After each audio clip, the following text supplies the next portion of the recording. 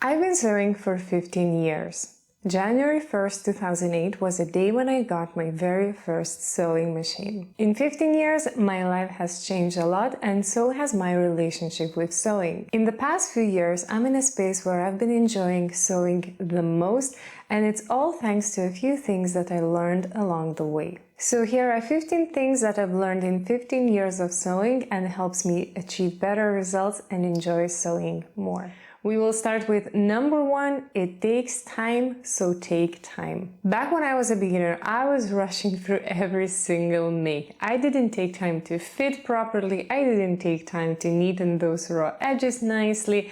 In general, I was just rushing to get garment made. And as a result, the first garments that I created didn't look that well, and I ended up not wearing them at all. What I quickly realized that it takes time to create a quality garment.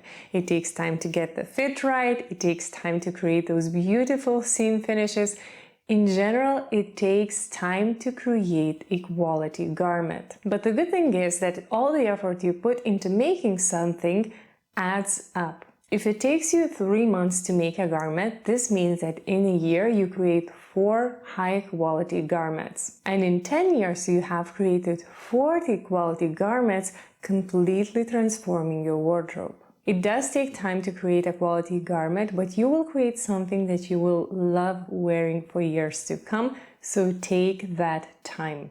Number 2 is consistency is key. One way how I ensure that my sewing skills keep growing is making time to regularly practice sewing. In my early 20s, I had a period in my life which was very busy. I was studying economics full-time, I was starting my career in corporate world, and I didn't have time to sew. As a result, not only did my sewing skills not grow, but in fact, I would say they even regressed. And I also wasn't making time for a hobby that I loved so much. Now, even if I'm very busy and if I only have 1 hour a week for sewing, I will make time to sew and practice my sewing skills. And over time, all that consistency pays off. My skills grow, I enjoy sewing more, and my wardrobe is filled with beautiful garments that I made myself.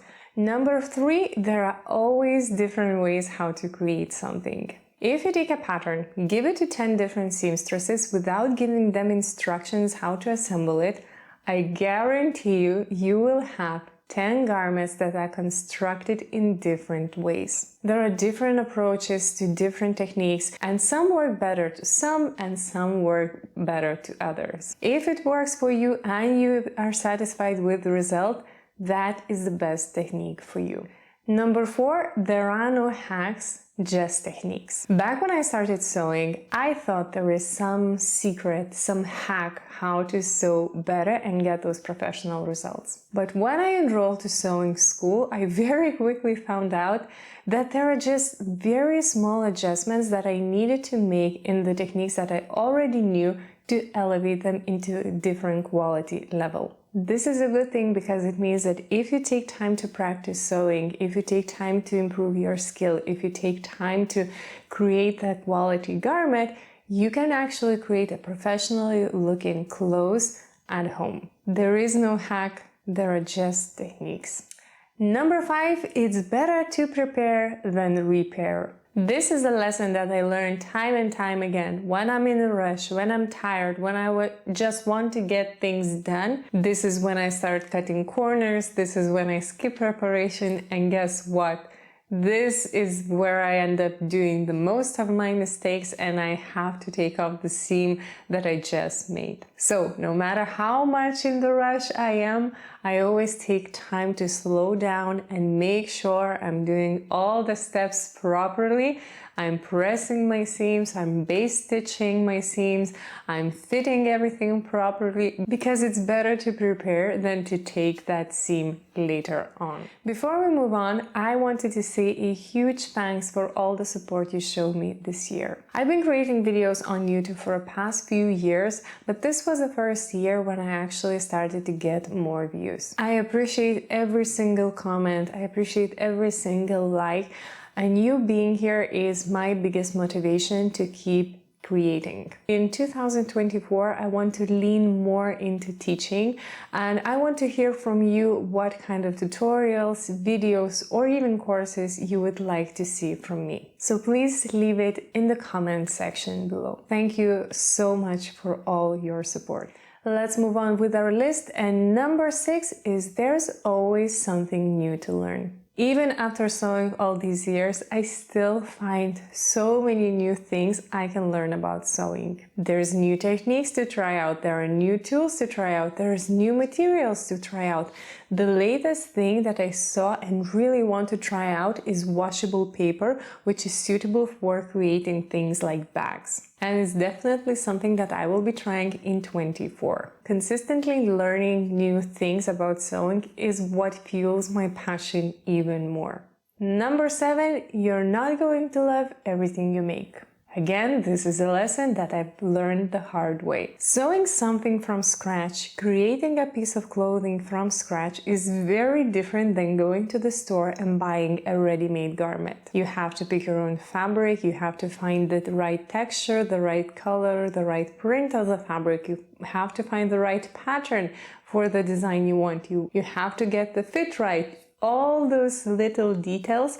And sometimes when they all add up, you create the garment and you end up not liking how it looks. What helped me reduce the number of items I don't really like is learning what fits my figure, what silhouettes work for me, and what colors work for me. These little details take time to learn, but they pay off so much because you will end up creating garments that you actually love wearing. Number 6 is learn to say no. We all have limited time in a day, and no matter how much time you have for sewing, it's too little to spend it doing projects that you don't like. Over the years, I've learned to say no for projects I don't enjoy doing, or if I start making something and it turns out I don't really enjoy making it, I will put it away. And this is a tip that I first started to apply with books. I love reading books, but there's always more books that I want to read than there's actual time to read it.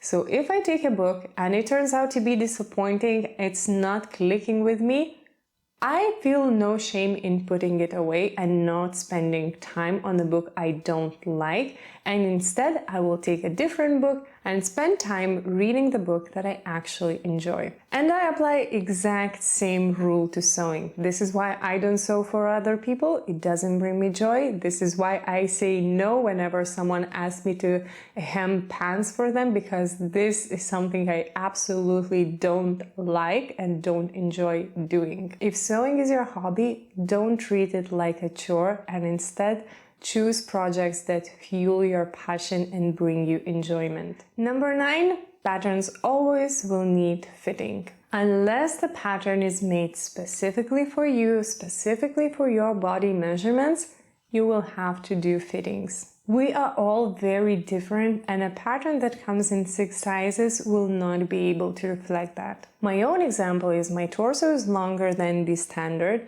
my hips are also lower than the standard, and not to mention that my waist, my top and my bottom are 2 sizes different. No pattern will be able to cater these differences, and that's just a reality that no matter how good of a pattern it is, most likely you will have to fit it to your figure. Which brings us to number 10, learn basics of pattern making. For me, sewing and pattern making just go hand in hand because I know firsthand how transformative knowing the basics of pattern making will be to your fitting. Fitting is something that I struggled for many years, and the moment I learned the basics of pattern making, this was what changed the game for me. And you don't have to make all your patterns from scratch. That's really time consuming, but knowing how to build the basic block, how to do the basic pattern alterations will completely transform your fitting game. Number 11, spend most of what you will use often. And this goes both for tools and fabrics. The tools I use the most, the sewing machine, scissors, iron, These are the tools that I upgraded when I got the chance. These tools not necessarily elevate the sewing quality by themselves, but they allow me to achieve better results faster, more efficient, and usually more comfortable. So if I know that this won't be the tool that I use often, I will usually reach for a cheaper option. But if I know that this tool is something that I will be using for every single project, I will be willing to invest more into getting a quality item. And I apply the same tactics to buying fabrics. If I'm making something that I know I will wear daily, or if I'm making something that I know I will be wearing for years, like a coat or a jacket, this is where I will get the nice fabric. This is where I will get the wool, maybe silk or something fancy. Because my cost per wear will be worth it, and I will be always wearing a garment made from quality fabric that looks nice. But for item that is only for special occasions, this is where I'm going to cut corners and choose cheaper fabrics whenever I can. Number 12. Clean as you sew. I like to clean as I cook, and I apply exact same method to sewing. There is nothing I want to do less after a sewing session than go ahead and clean everything up. So instead, what works best for me is cleaning as I sew. Because of that, I always have a cup near my sewing machine where I put all those loose threads. Because of that, this is why I always have a trash can under my sewing machine, and this is where I put all my fabric scraps immediately after I cut them off. Cleaning as I sew saves me so much time, and it saves me from that dreaded task of cleaning after a good session of sewing. Number 13, mistakes are a great source of learning. The best lessons I ever learned came from making mistakes. I didn't prepare fabric until 2 of my favorite dresses shrunk after wash. I didn't start fitting garments properly until I made a coat, and I ended up not wearing it because the fit was awful. While those sewing mistakes are frustrating in the moment, in reality, they're such good teachers. Speaking of teachers, let's move to point number 13. A mentor or a teacher is game changer. I have experienced firsthand how much a good teacher can transform sewing experience. What took me years to learn on my own took only a few days with the right person by my side guiding me in the right direction to master. This is one of the reasons why I love sharing what I know about sewing on social media, as a hope that it will be helpful to someone else. So if you want to elevate your sewing to the next level, try seeking for a mentor or a teacher who will guide you in the right direction. And the right teacher might transform your entire sewing experience. Number 15, and the final thing, is comparison is a thief of joy. If I would go right now to Instagram, within like a first minute, I can find 10 different photos of better garments, better designs, better techniques. And if I start comparing myself to those photos, I will end up not enjoying my sewing experience. The truth is that we are all very, very different. We have different life journeys. Our goals, aspirations, and lives are different, and so are our sewing journeys. And when we compare our work with someone else's, we're just robbing ourselves from joy.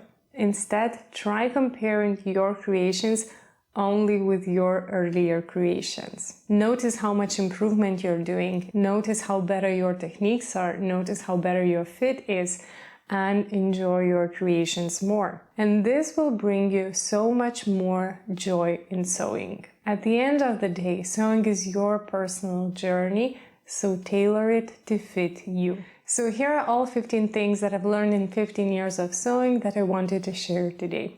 I would love to hear your experience and what you've learned along the way of your sewing journey, so please share it in the comment section below. Thank you for watching today, and I will see you next time. Bye!